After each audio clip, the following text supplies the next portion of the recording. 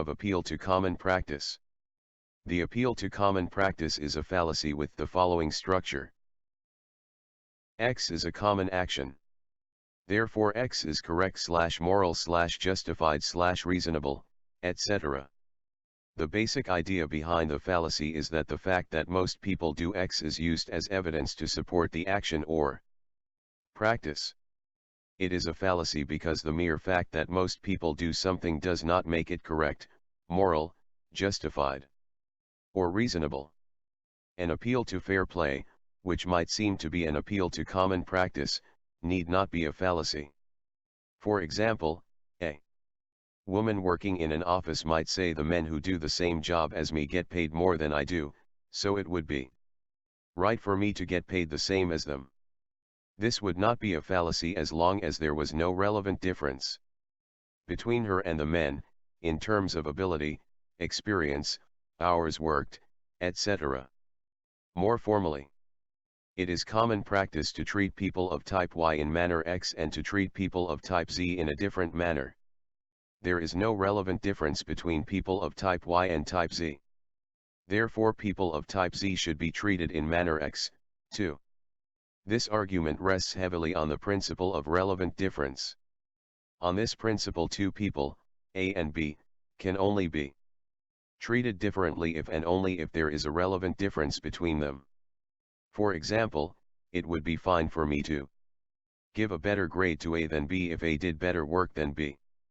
However, it would be wrong of me to give A better grade than B simply because A has red hair and B has blonde hair.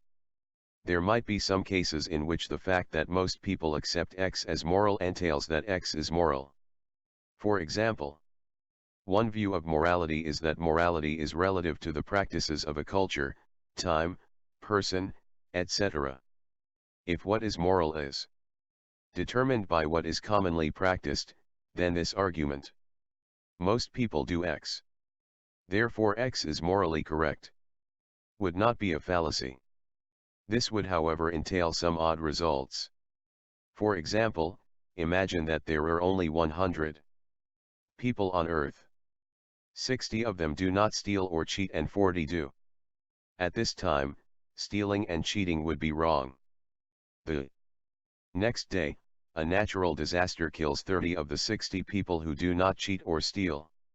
Now it is morally correct to cheat and steal. Thus, it would be possible to change the moral order of the world to one's view simply by eliminating those who disagree. Examples of appeal to common practice. Director Jones is in charge of running a state waste management program. When it is found that the program is rife with corruption, Jones says this program has its problems, but nothing goes on in this program that doesn't go on in all state programs. Yeah, I know some people say that cheating on tests is wrong. But we all know that everyone does it, so it's okay. Sure, some people buy into that equality crap. However, we know that everyone pays women less than men. It's okay too.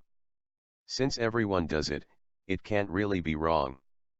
There is nothing wrong with requiring multicultural classes, even at the expense of core subjects. After all of the universities and colleges are pushing multiculturalism. Description